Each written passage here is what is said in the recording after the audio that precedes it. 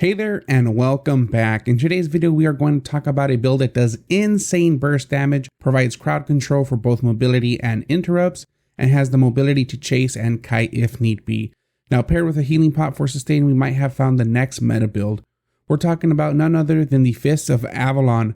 I'll be going over which items to take, which abilities to go with, and what rotation you can use to maximize your damage output. Now, before we get into the video, make sure to follow me on kick.com/Donnie956, where we stream 6 days a week from 12 UTC to 1600 UTC. I have tier 6 to 8 mount giveaways every 30 minutes. I give away premium at least twice a week, and we currently have a mammoth calf giveaway happening later this month. Make sure to join the Discord and become part of the growing community. Now, without further ado, let's get into the build. For educational purposes, I'm showing this build in the yellow zone mists. As we all know, this is where you can find all the tryhards and 8.3 to 8.4 players. Admittingly, I might have gotten carried away with the insane amount of damage and taking out anyone in my path. However, I tried my best to show fights with people in similar or better gear. I don't have full mastery or spec, so my item power is only around 1570. With spec and mastery, you can easily have over 1600 item power with a 6.3 set. That way you don't have to break the bank. Now let's talk about which items make this build possible and which abilities to take. So for your helmet, I recommend taking Assassin Hood. You will go with Meditation for your D ability. This will allow you to put out consistent pressure. You will use this at the end of your rotation to reset all, if not most, of your abilities. Now for your passive, you will take Balanced Mind for the increased damage and healing. When it comes to your armor piece, I do recommend taking a Cleric Robe. As we all know, wearing cloth armor will increase your damage output dramatically. It does make you a bit squishier, so to offset that, with your R ability, you will take Everlasting Spirit, which places a ward on you for 1.5 seconds. Now, if you take any damage within the time frame, you will become immune to any further damage for 3 seconds.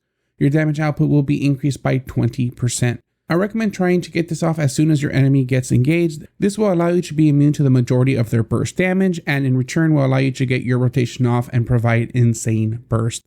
Now for your passive, you will go with Aggression for the 8% increased damage. Your weapon is the Fists of Avalon. You will take Dragon Leap for your Q. This ability has 2 parts. The first part will dash you forward and deal damage. If you connect with your first Q, you will activate the combo where you will do even more damage and throw your enemy up for a half a second, giving you some sort of crowd control. Now for your W, you have 2 options. If you have low mastery, I recommend going with Triple Kick, which will dash you towards your targeted position, dealing damage and pulling the enemy with you. It also provides interrupts and crowd control. Now this will also give you a lot of mobility, allowing you to track down and catch up to the enemy running from you. Now once you hit level 85 mastery, I recommend going with W4, which is Devastating Combo. You will execute a 2-punch combo. The first punch will stun them for 1.1 seconds and cause damage, setting up the second punch, which does a huge amount of damage and knocks them back for 3 meters. Your E is Purifying Combination, which lets you leap towards your targeted area up to 12 meters and knocks your enemy into the air for 1 second, causing damage. You will then quickly hit your E once more to complete the second punch, Purifying Fist, which does a huge amount of damage in front of you and purges all buffs from your enemy except for healing over time effects. For your passive, go with Hard to Catch, which increases your damage resistance and crowd control resistance when you use your W ability. For your boots, you will go with Assassin Shoes. Your F ability is Swift Cut, which will dash you behind the target enemy and deal physical damage. This is great to gap close and set you up for your rotation. Your passive is Balanced Mind for the increased damage and healing. For your cape, you will go with Keeper Cape. Your passive is Berserk, and when you drop below 70% health, you will deal 50% increased damage over 6 seconds. Now that we know which items and abilities we'll need, let's talk about consumables.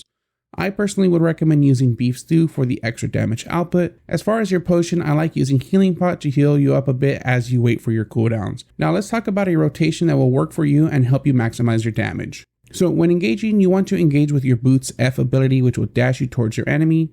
You will then hit your W4 to stun your opponent and do major damage.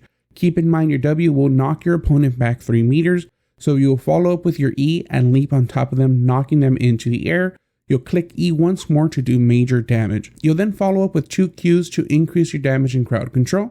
If your opponent is still alive and fighting back, I recommend hitting your R to make you immune and follow up with your helmet's meditation to reset your cooldowns. This will fully reset your boots and W, allowing you to gap close and start the rotation over. You will then rinse and repeat. Now, I am more than confident that you'll do well with this build. It is a lot of fun and does a huge amount of damage and crowd control. If you enjoyed this video and gained value, please make sure to hit the like button and comment down below which weapon you'd like for me to break down for you in the future. Make sure to follow me on kick.com/Donnie956 and make sure to stop by and say hello.